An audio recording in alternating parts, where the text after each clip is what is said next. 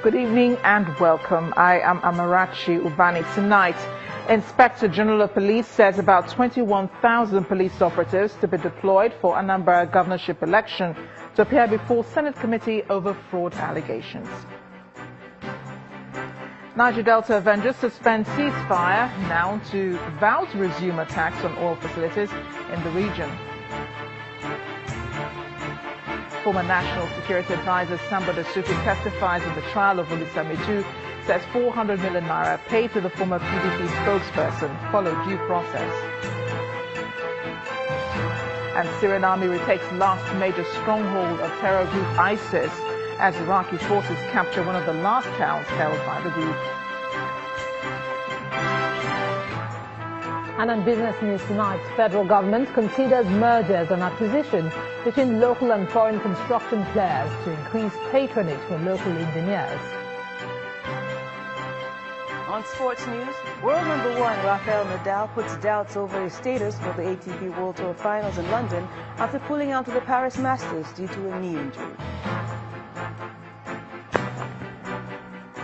And from Abuja, court dismisses application to quash charges of conspiracy and kidnapping against suspected kidnapper Chukwu Dumeme Onwamadike, otherwise known as Evans.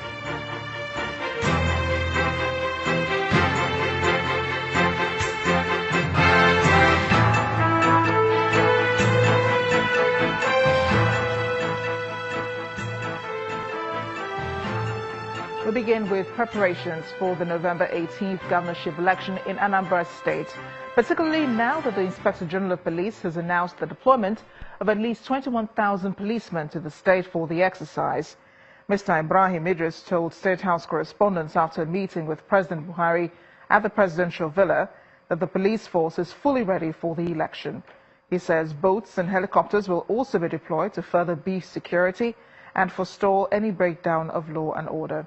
The IGP also commented on the order by the Senate asking him to appear before its committee investigating allegations leveled against him by Senator Isa Misau. And obviously we are deploying a lot of police officers, almost about 21,000 police officers, to be able to provide security, adequate security at the Anambra election. We are deploying our boats, water boats, to take care of the waterways. We are deploying our helicopters, obviously, to take care of the area surveillance of those areas. And we are deploying our conventional policemen and special police units, obviously, to take care of the elections on the ground.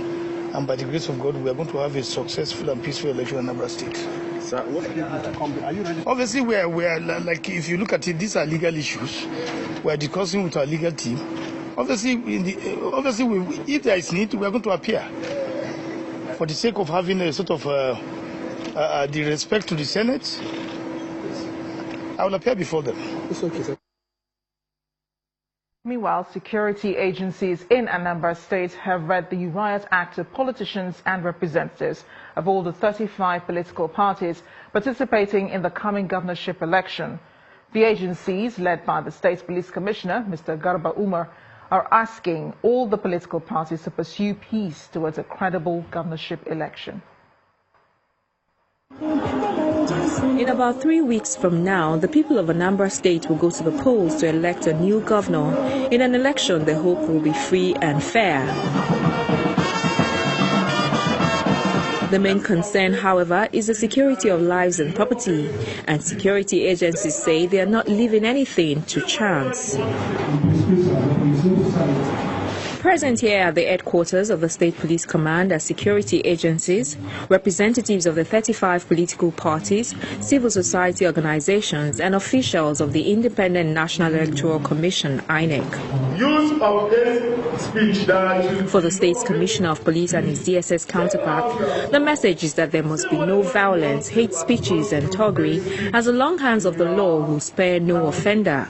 the use of dogs and keeping dogs in hotel for thuggery activities will not be tolerated. We have information that some political parties will bring dogs and keep them in the hotel.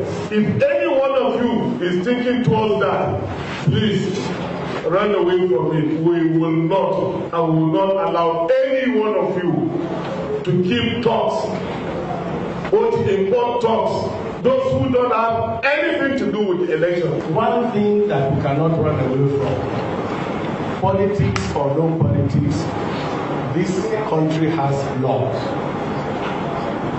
If you defame another person's character, we have enough provisions in our statutes to call you to order. The meeting becomes interactive as representatives of political parties seek clearance to knotty issues. Other political parties will be calling people that are supporting some other parties and going as far as going to tear down the billboards that they put on the streets just because they are not supporting them. Some have gone to the extent of making efforts to eject them from the office where they rented just because they are not supporting them. With what we achieved today in the meeting, I am sure and I believe that every situation will be nipped in the bud and that the election will be conducted free and fair. That's our assumption for now. But we are not oblivious of the fact that there are some political parties who will want to, by all standard and standing, do certain things to breach the law. At the end of the day, stakeholders say they are appealing to the security agencies and INEC to ensure that a free and fair election is conducted, one devoid of rigging and other malpractices. Away from the Anambra elections now, the countdown to the February 2019 general elections in Nigeria has begun, and political parties are being encouraged to embrace the principle of internal democracy to strengthen the country's democracy. The UN Secretary General's special representative and head of the UN Office for West Africa, Mr. Mohammed Ibn Chambers, is also asking political parties to shun violence in the build-up to the polls. Mr. Ibn Chambers was guest on our breakfast program, Sunrise Daily.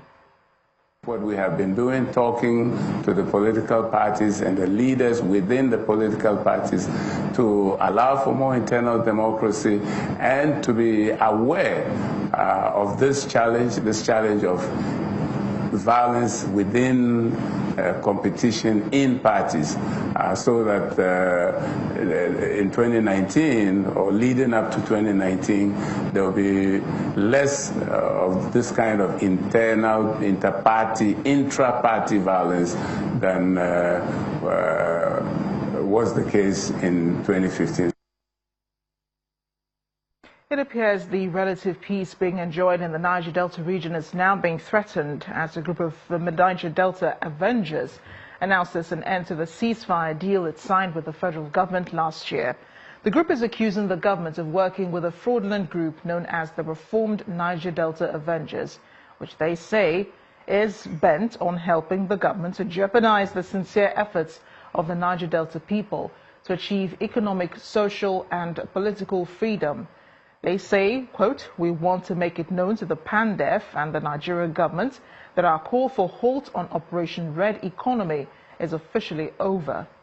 The group is also accusing the government of being insincere in its efforts to address issues in the Niger Delta. The militant group has declared a ceasefire in August 2016 after PANDEF and others, including Vice President Yemi Osinbajo, appealed to them to embrace peace and dialogue.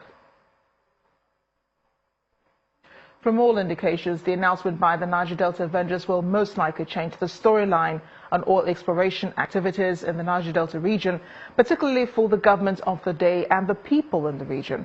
While the government will be concerned about protecting oil facilities, the people, on the other hand, will be worried about their own safety. What this means is efforts by the present government and indeed successive governments have not fully addressed the problems in the Niger Delta region, leaving everyone asking the obvious question, what's next? For more than a year now, there's been relative peace in the oil-rich Niger Delta region. That's because the ceasefire negotiated by the Buhari administration paved the way for the return of social activities and the consistency recently experienced in crude oil production. But all that is being threatened right now.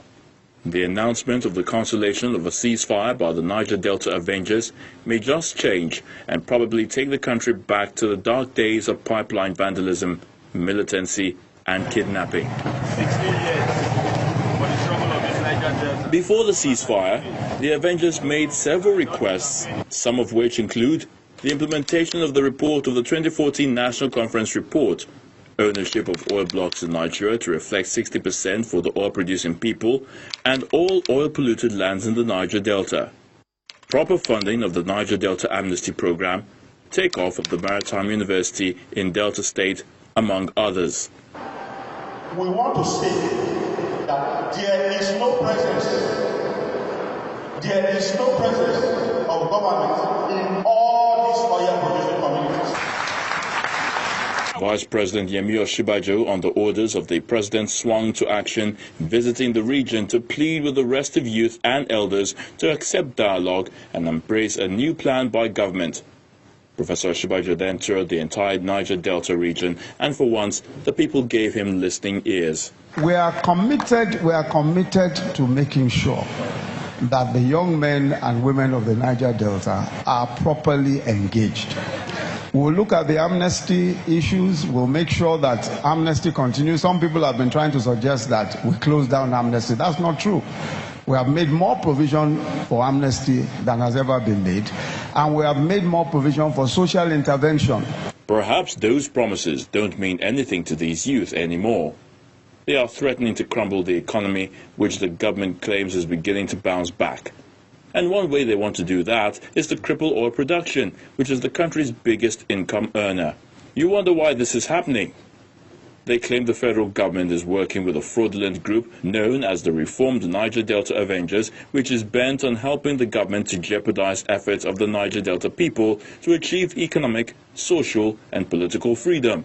They also claim the federal government is insincere in its efforts to address issues in the Niger Delta, claiming that government is only interested in the crude oil deposits in the region and the lack of confidence in PANDEF, the group that brokered the peace deal with the federal government. This is not the time to make war. No, this is the time to make peace so that we can ensure that we derive all of the benefits that are derivable from the center. The implication of this threat may be unhealthy for the Nigerian economy at this crucial time. It has again opened another task for the Buhari government to again go back to the drawing board to review the Niger Delta issue, change strategy, or probably just talk to the right people that will help nip this looming crisis in the bud. In other news, the President has directed that former Vice President Alex Ekweme be flown abroad for urgent medical treatment. Special Advisor to the President on Media and Publicity, Garba Shehu, explains in a statement that President Muhammadu Buhari authorized the trip after he was briefed on the elder statesman's health condition. He adds that the directive covers the immediate charter of an air ambulance for the emergency movement abroad, as well as the cost of treatment.